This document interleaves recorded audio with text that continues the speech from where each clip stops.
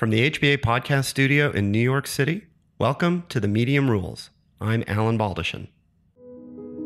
Mary Barra famously talked about the 3 zeros: zero crashes, zero congestion, and zero emissions.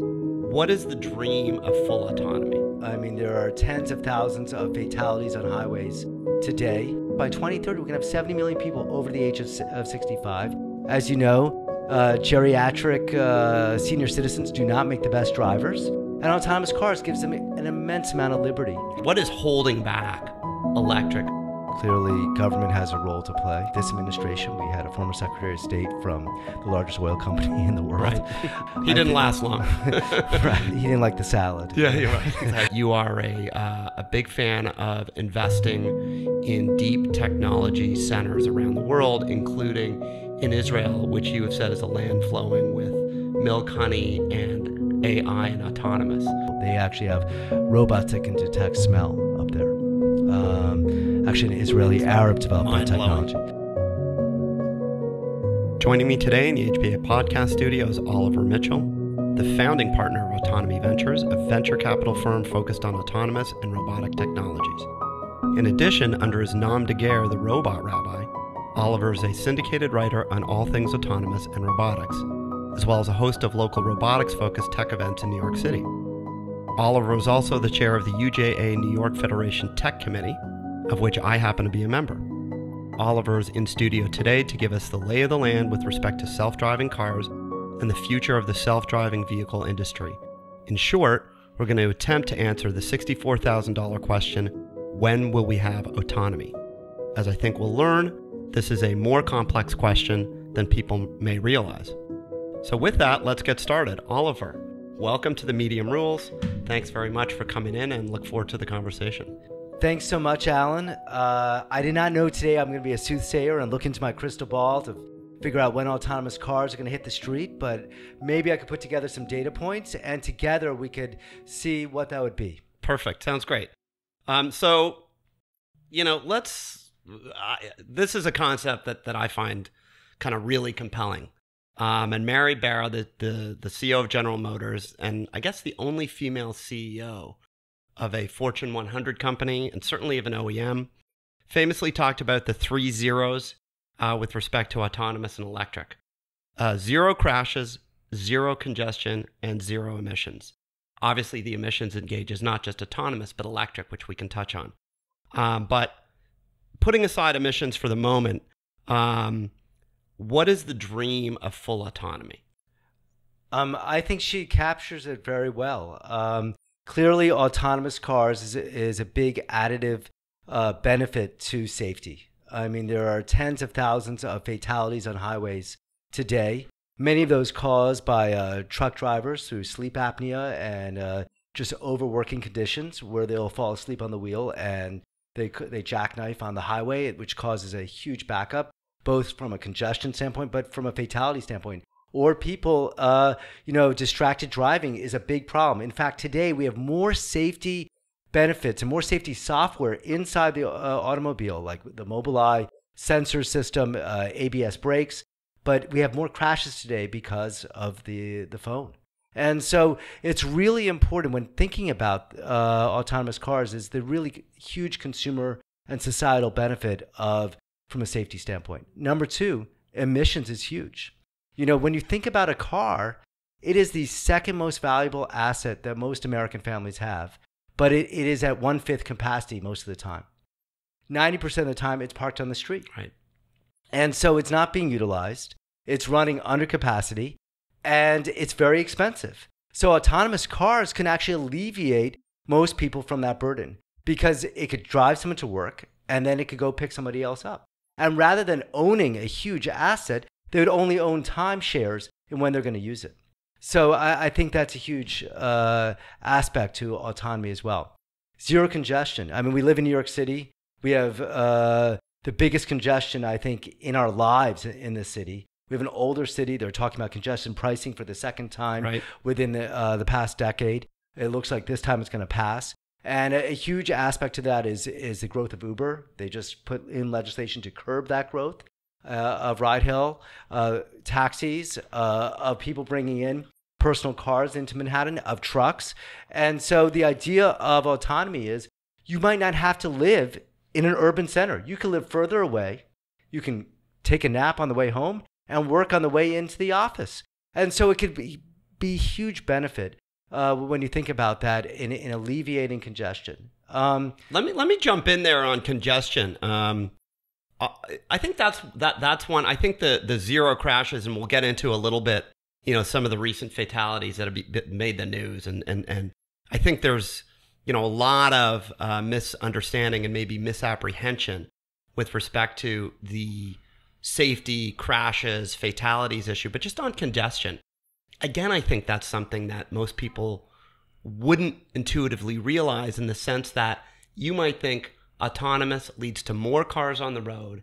How can that reduce congestion? What is that story on congestion with autonomous? Why do we think there'll be less traffic tie-ups? I mean, aside from, I guess it's accidents, but what else is going on there? I think we have to take a step back. We're contemporaries. We grew up in a time period when owning a car was a moment of independence in our lives. When we got that license, we were finally independent from our parents. We could go where we want. We could say where we're going, what we want. Especially if you lived in the suburbs. Especially. Yeah. And the idea of the cars in the 1970s, the muscle cars, of getting a Mustang, working on cars, collecting cars, that was a huge thing in our lives. But my kids are in no hurry to get a license. And I think going out 20 years from now, that's going to be even more so. Every kid has independence. As long as they got a mobile phone, they can get a ride hail. They can get an Uber, they can get a Juno, they can get a yellow cab on a ride hail. And so they don't need to be wedded to the car. And so I think, when thinking about congestion, there has to be some generational concerns. The idea of Zipcar, the idea of ride hails, the idea of ride sharing, and the idea of autonomous cars go hand in hand. Adam Jonas, a Morgan Stanley analyst, put it really well. That if you took ride sharing and you took autonomous cars, they really meet. They're not two parallel lines. They're two perpendicular lines, and they're going down the same path. Because really what will happen with autonomous cars, and according to Adam Jonas, and I subscribe to it, is that people will own cars in a very different way. I just leased my new Mini Cooper, and it's just for me. But and it's sitting in a garage in 59th and 11 most of the time. And so why should that be? Why should we be paying monthly on that? Maybe I should only be paying when I'm going to use it. And so the car companies are actually, Mary's words ring really true. The car companies are thinking about, what does fractional ownership look like?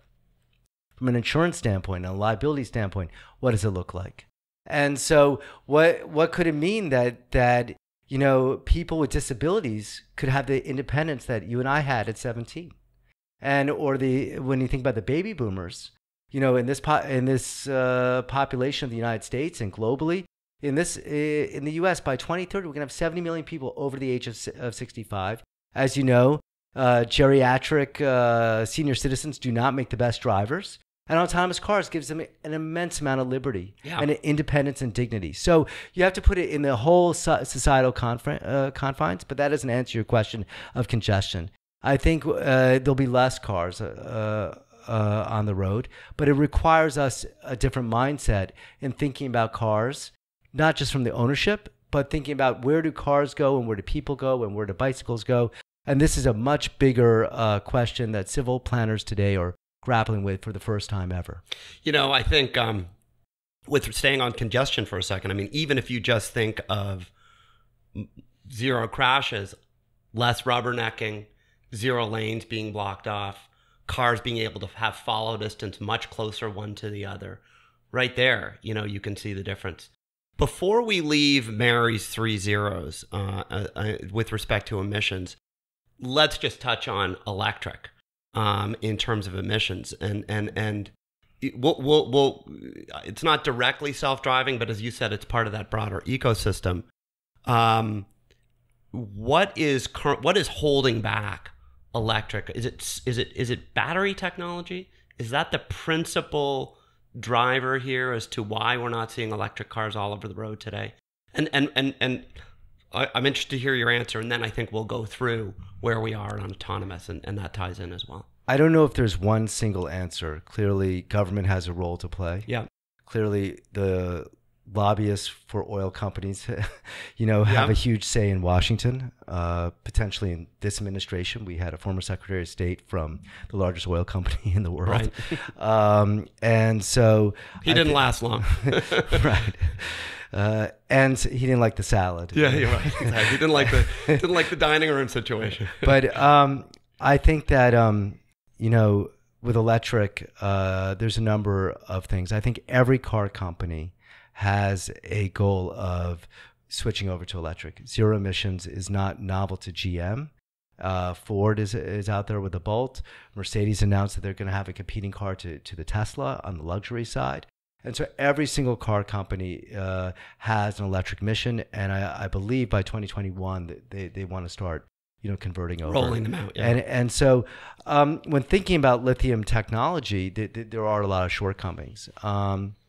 Lithium-ion batteries are somewhat unstable. Liquid, electrodes. If you poke it, it will explode. There are people like Ionic Materials in Cambridge that has worked on a solid state lithium that you could actually poke a whole pen through, or you could throw it and it will not explode. You saw with many of the Tesla crashes, they were exacerbated by the reaction to liquid lithium ion explosions, where the entire front end was blown up. Yeah. And so, when you think about a Tesla today, we're in New York City. We don't have any supercharging stations, but I know that, if even with a supercharging station, you have anxiety about running low on charging. And to charge it at a supercharging station still takes 40 minutes. And that's where the best charging. And to fill up your tank with gas takes maybe 5-10 minutes. And so, clearly from a consumer standpoint, that requires a different mindset. I think that autonomous vehicles and electric vehicles go hand in hand. Autonomous vehicles use an immense amount of processing power. Today, the Google minivan, the Chrysler Pacific, is a little bit of a hybrid, but more still burning a lot of fossil fuels to run that huge processing power, that deep learning system. When you run deep learning systems, it's burning a lot of energy, and so in order to do that, it needs fuel, and it's really inefficient from a fossil fuel standpoint how much it burns.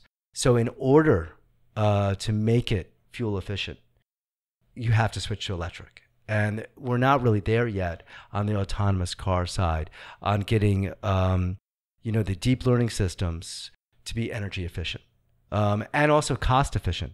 A huge thing is that, you mentioned LunaWave, which is a radar system. One of the reasons I hadn't, but we will come to that. You mentioned to me.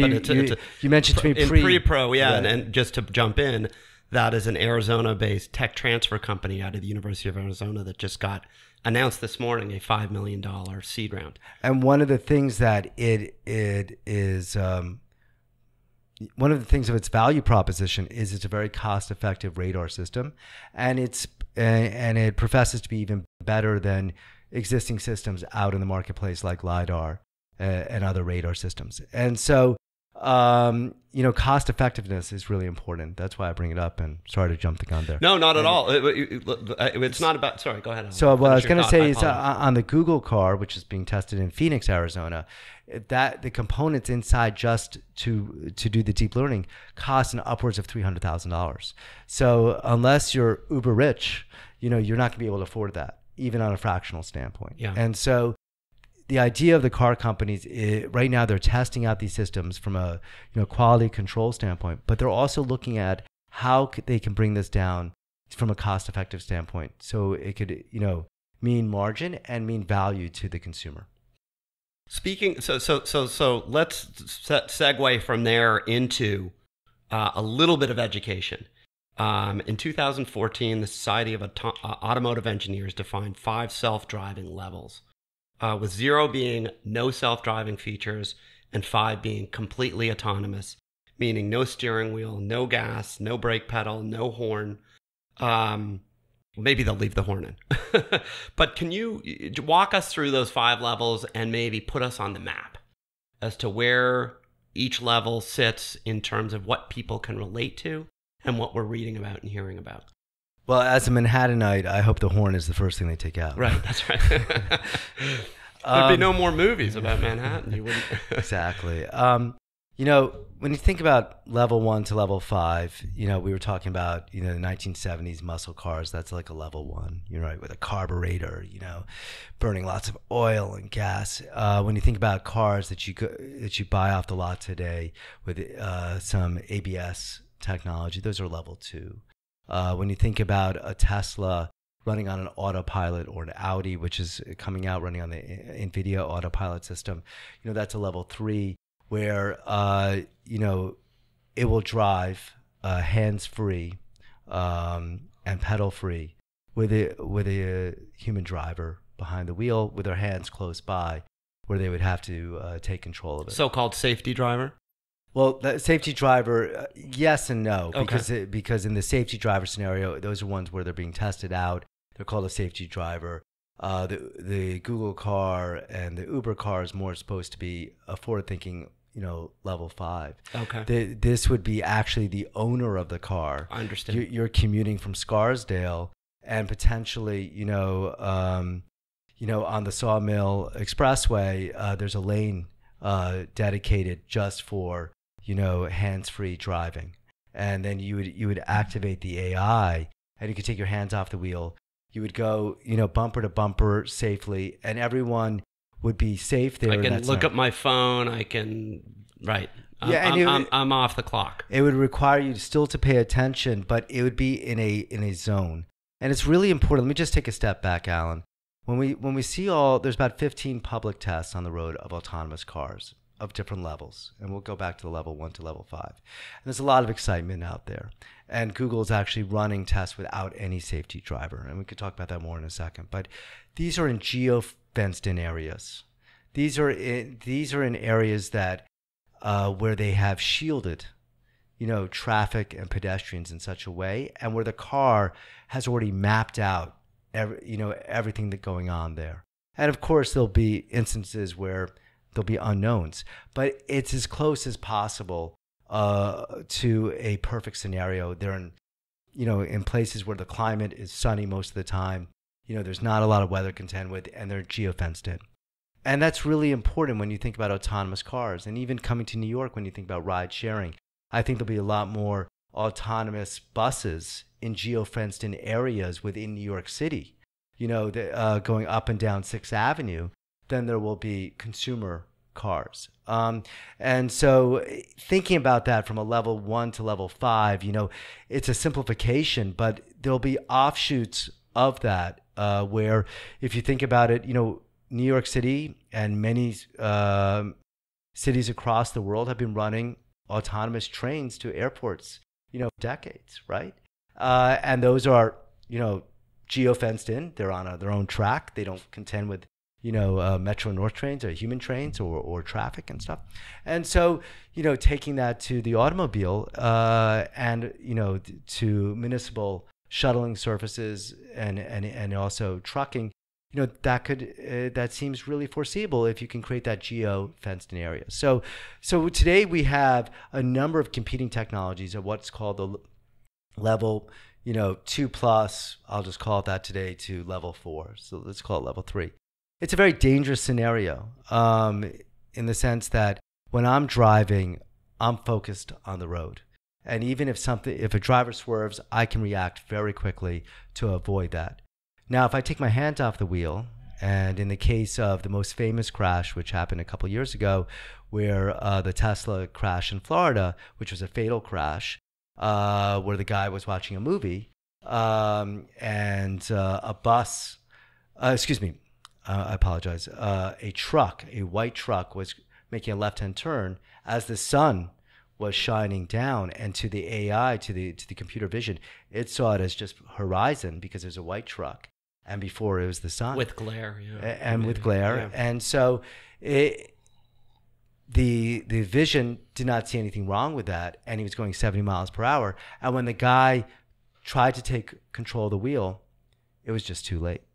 And in fact, Gil Pratt, a couple of years ago at CES, said that's the most dangerous scenario, is that level 2, level 3 driving, that autopilot scenario, where people are taking their hands off the wheel, and for them to re-engage could mean 2 seconds of life to death. And so when thinking about the transition to full autonomy, right, without a steering wheel, without pedals, which is much further out, on that continuum, we have to think about maybe there are scenarios where that could be done safely. The idea of lanes, when you go on the LIE, there's HOV lanes. So potentially you could have hands-free lanes, and those could be fuel-efficient lanes, and those could be carpool lanes, and they could be all the good stuff that you want to encourage the population to do, including autonomy. And when thinking about shuttling services, you take Via, which is a ride-sharing service here in New York and in Chicago countrywide, now. Yeah. And so potentially that could be autonomous, going down avenues, specific routes, meaning. Yes. So let me jump in there and say, this really gets into what I think a lot of people don't understand, which is, yes, I understand there's and I use the example of a friend of mine, maybe 6-7 years ago, calls me from a Google self-driving car, telling me, I'm calling you, nobody's touching the wheel, this is insane, we're on Highway 101. And that was a while ago. So, yes, there's the technology, but what's the phase-in look like? And I think you really started to answer that question, which is, it's different. It's not all at once. It's sort of an incremental, and Benedict Evans wrote I think, a very compelling blog post about phasing in, where, a vehicle might be L5 in one situation and L2 in another.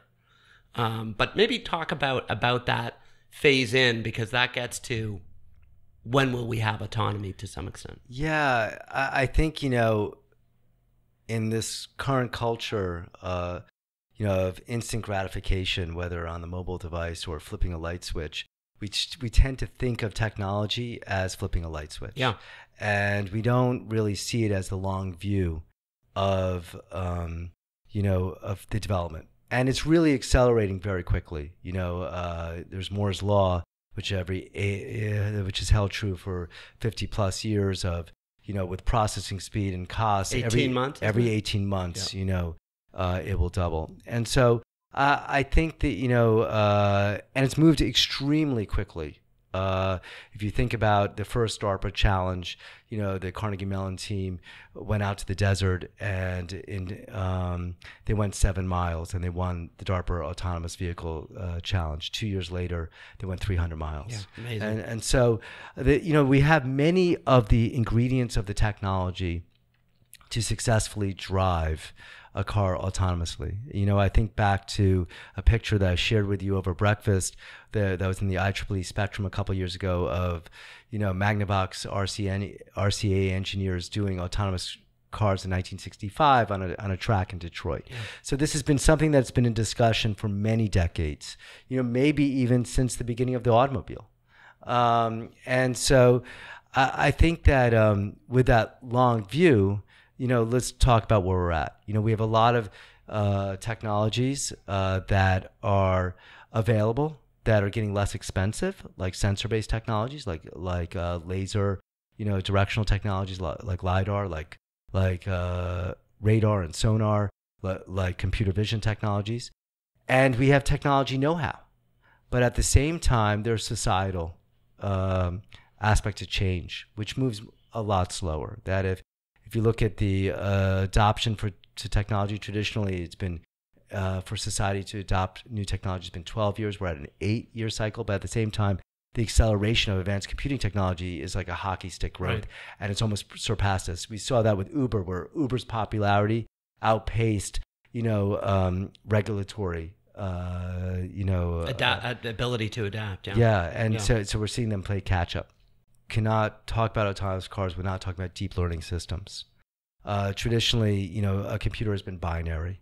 It's been programmed. When X happens, Y happens.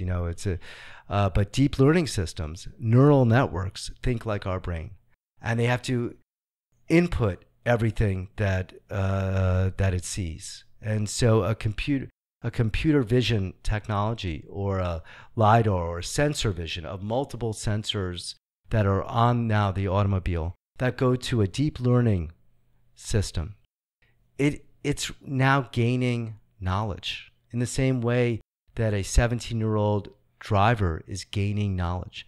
And so Google's car for those past 6 years has been driving to gain knowledge.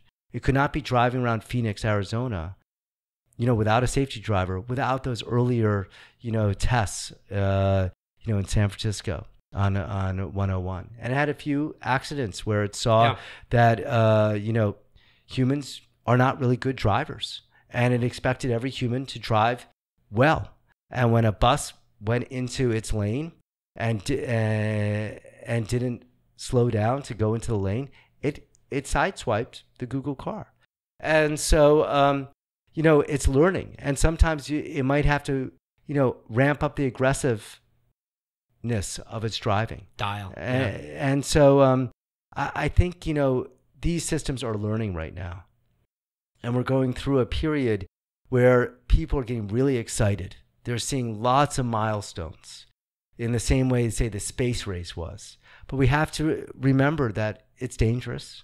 And just as, there were accidents along the way to landing a man on the moon, the movie First is going to be coming out about Neil Armstrong. Yeah. And so I think, with autonomous cars and autonomy, we're going to see a lot of hiccups and bumps along the road, pun intended there. But at the same time, we have to look at the long view, that it's not like turning on a light switch.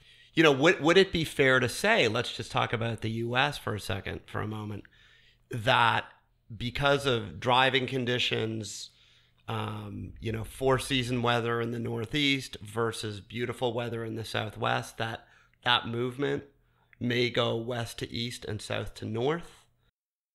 In other words, what I'm grappling with is New York City is such a complicated, dense, pedestrian, cut-up city in many ways, although obviously uptown we have. How does that's such a different environment, let's say, than Arizona. New city, big roads, few pedestrians. That's part of the roadmap, presumably. Yeah, I think that's correct. I think something that's missing from that description is that in America we have 15,900 plus municipalities that govern their local roads, and we have 50 states that give licenses. And so getting everyone on the same page, and then we have the National Highway Safety Board that sets guidelines. And so even in the least regulatory environment, which I think, in my opinion, maybe as a liberal Upper West Sider, I think it's dangerous, because I think regulations help guide innovators on what to develop towards and have confidence in what to release. So I think that even with that, you're going to have different use cases for different types of scenarios. Clearly, we've been talking about Arizona, but I lived in Arizona. The roads are 6-lane roads. They're extremely wide, extremely well marked. It's sunny 360 days a year. It's pretty easy. It's on a grid system. You're not talking about Lower Manhattan, right, where some streets are still cobblestone. Much less London, much less the Balkans, much less Eastern Europe. And then you don't have and you have weather. You have visibility, you have marking of lanes, you have pedestrians, you have bicyclists, you have baby carriages, you have a lot of unknowns there. So yeah, definitely it's a lot easier. But with that said, it was announced last year that GM, their Cruise Automation group, is going to be starting testing in Lower Manhattan. Wow. That's York. their group out of Tel Aviv, correct? It was normally out of San Francisco, and then they integrated it within Detroit. They paid $1 billion for Cruise. Okay. It's one of the big exits out there in that field.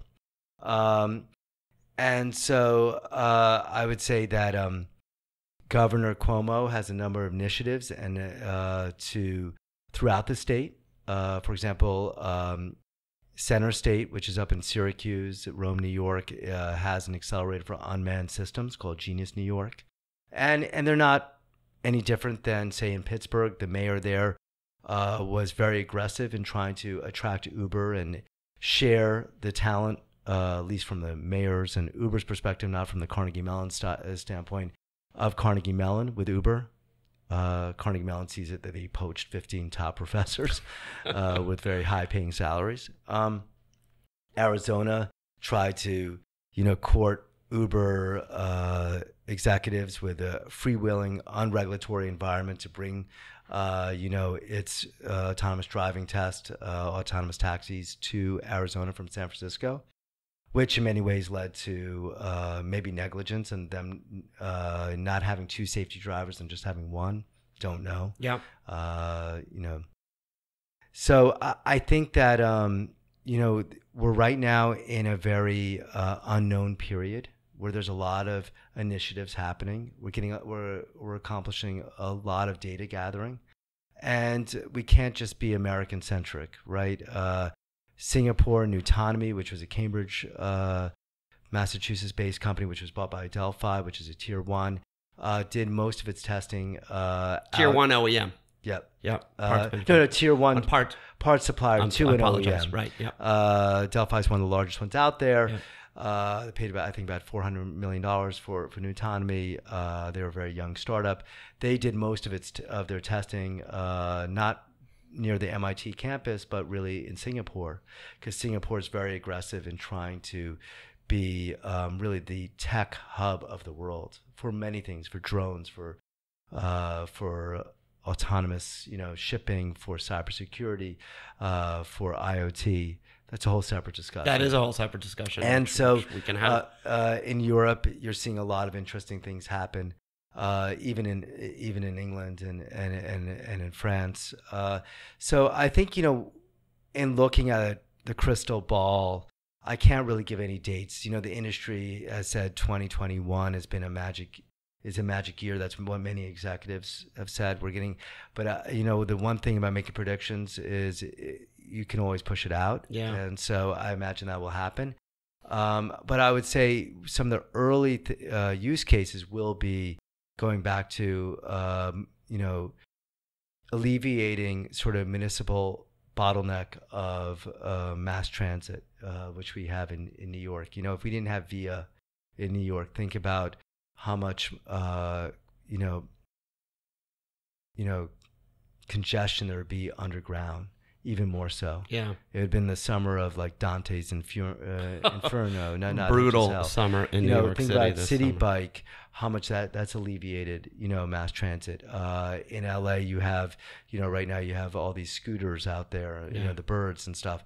And so you'll see that. I think, a big area that we haven't spoken about is that long haul shipping. Driving on the highway is a much easier premise. Trucks we're talking about. And shipping and logistics. And there's a huge amount of investment made by the big shippers out there. FedEx. I was just down in Memphis in the FedEx headquarters, seeing what's happening at the warehouse down That's there. interesting. It's very cool. Yeah. And it's fairly automated, but they have a lot of human labor. And really what the human labor is just flipping the boxes so the robots can read the scans and weigh them. Is that right? Yeah. Wow. One thing, this is just a side note that I learned, is when you fill out that FedEx package and you write down, how much it weighs, and you're always like, I'm just going to say 1 pound, and it's an envelope.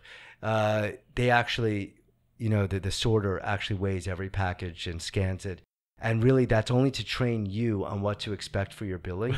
And in fact, that robot, that computer system that weighs everything, which has been in effect it's a Swiss computer, it's been in effect for like 15 years, ties directly to their P&L.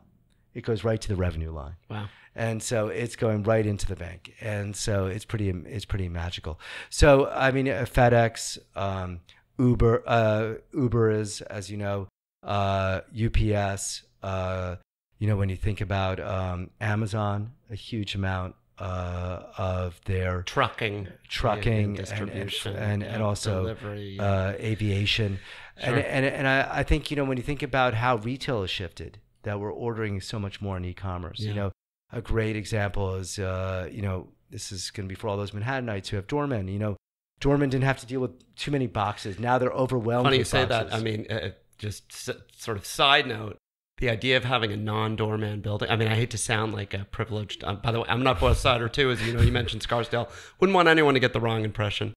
I am also a New Yorker. Proud Upper West Side. Yes, very proud. But I would say the idea of at this point, forget about security for your kids and forget about it's receiving packages and returning packages. That's what you really need them for. And so let's think about that. Groceries, from everything. An autonomous vehicle standpoint. Let's just expand autonomous cars to autonomous vehicles. When you order that package, on Amazon, you click order, you click buy.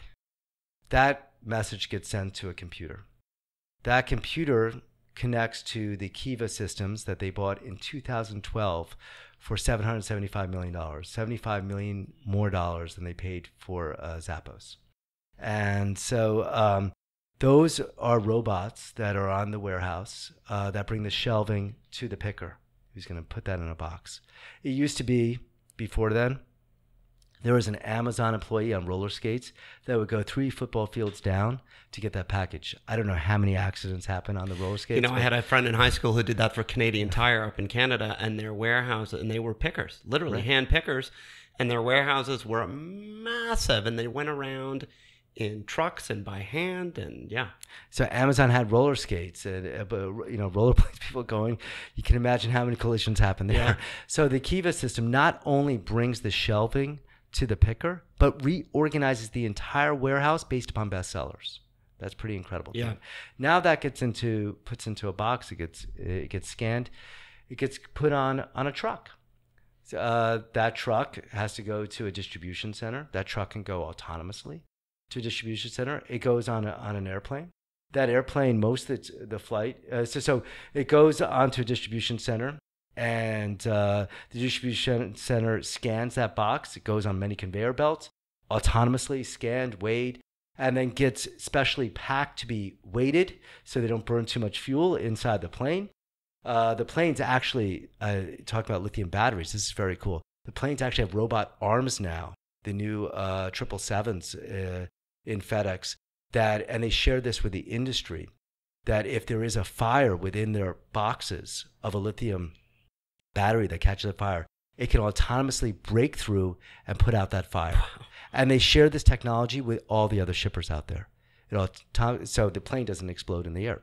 Pretty good, Good idea, yeah. And most of the time, that plane is going on autopilot, right? And then it lands. It goes, takes off from Memphis. It goes to lands. It goes to a distribution center, and it needs to go back on the highway. And there you can have an autonomous truck. When Tesla released its autonomous truck, it got a huge bump in its stock. Mercedes has an autonomous truck that's been at the truck shows for a number of years.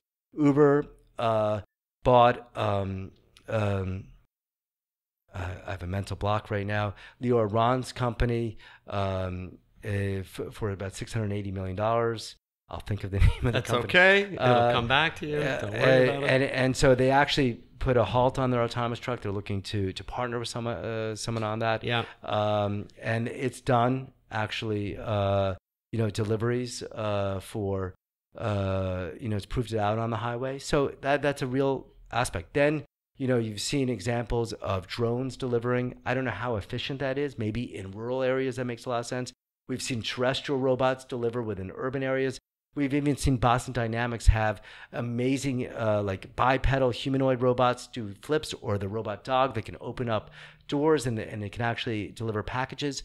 So the idea of this ecosystem of autonomous vehicles is very true. When it will happen? Yeah, I think that's a great run through, in the sense that thinking about my being able to take a ride from here to my cousin's house in Westchester or Philly, that's a tiny aspect of it. I've read that reality for consumer use cases and just traffic and just getting around is like 2030, 2027, 2030, who knows? But that's what I've seen. Whether that applies to New York, whether that's West Coast, I guess we'll see. But I think we'll see incremental steps. And really today, the car that you drive is a computer on wheels already. And so for, eventually there'll be a button for AI when you're in traffic. And rather than you stopping and going, the AI will be able to do that. Or hands-free driving. The Mercedes has hands-free cars. Tesla obviously does, the autopilot system. So, you have to give some time for these municipalities to figure it out. Yeah. I mean, one thing, that the National Highway Safety Board regulates is the interstate highway system. So it's clearly on the interstates, they could create a national policy of lanes for hands-free driving. Whether this administration or the next administration will, that's to be seen. On a side note, it's pretty amazing. If you think about technology and you think about government, there is no Department of Technology. And technology is a subset of every department agency.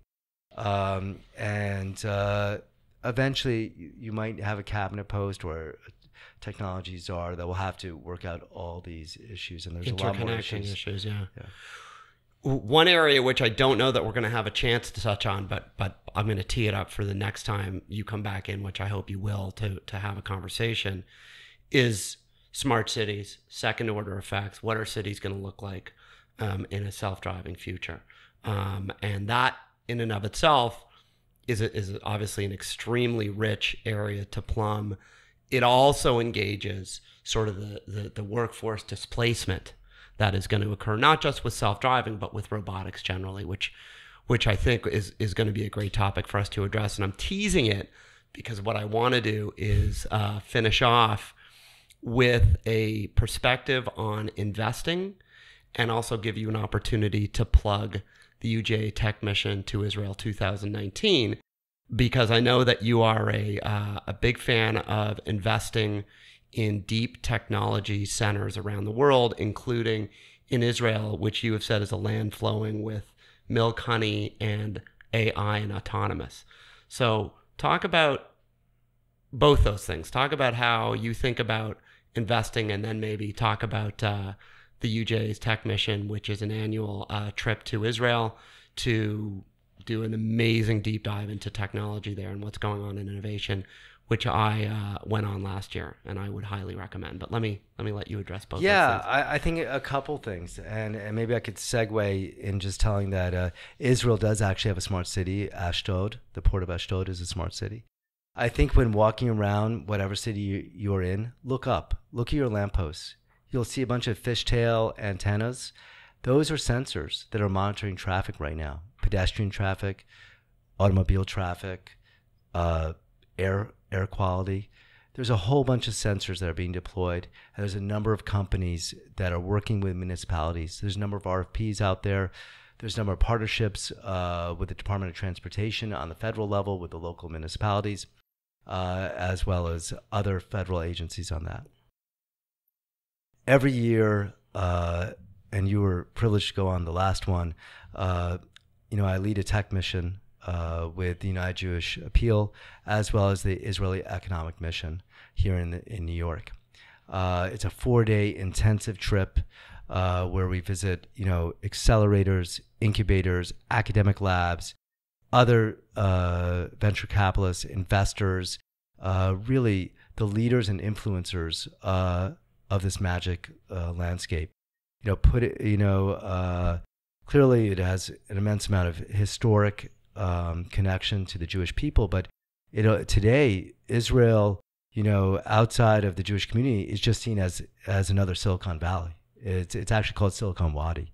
And talking about autonomous cars, in 3 years, we were meeting with Gil at GM. They said they went from about 12 engineers to 300 plus engineers, and GM looks to Israel for the latest AI and autonomous technology. Not to mention cyber, and we haven't talked about cyber auto, but that's a whole other topic. I know we've been hanging out a lot because that was the next word that I was going to say.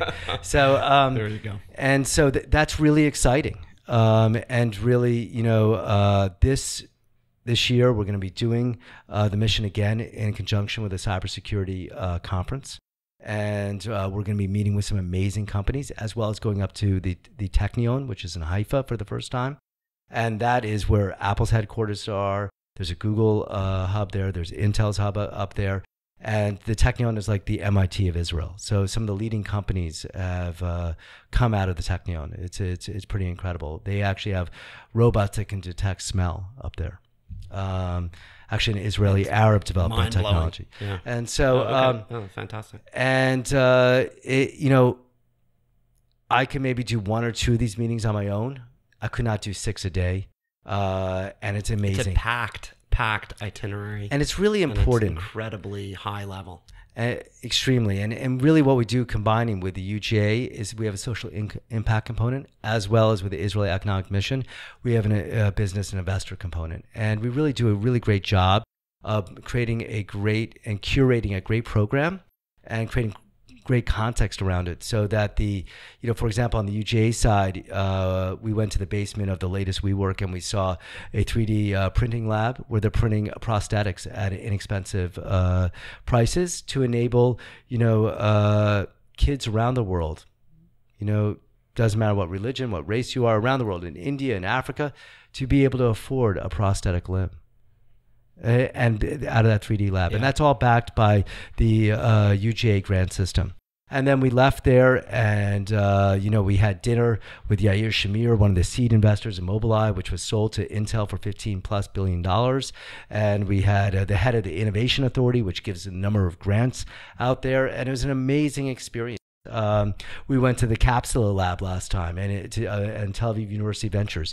Tel Aviv University was voted this year as the 3rd most active university for producing startups worldwide. That's incredible. And so it's an amazing trip. Experience. It's intensive. It's a lot of fun. We have great people like you that go on it. And I hope maybe this, webcast, podcast, brings in us other amazing people. And any questions, feel free to contact Alan. I was going to say absolutely. And I was going to say on that note, in a future podcast coming up, we are going to get Hadar Weiss here, who sort of is at the UGA on staff, puts this together internally at UGA and goes on the trip. And we're going to devote a whole podcast to talking about that's great. The UGA Tech Mission, because I think it's that worthwhile and other things UGA does in and tech. I look forward to coming back to discuss the future of work, because that's something that I'm very passionate about. Oh, that sounds great. Okay, good. Well, listen, I think that's a great place to stop, Oliver. Thanks so much for coming in, and look forward to having you back. My pleasure. Thank you, Alan. That's a wrap on this episode of The Medium Rules with Alan Baldachin. For more information, go to our website at www.hballp.com. And you can also follow us on Instagram, Twitter, and Facebook. And don't forget to rate us on Apple Podcasts.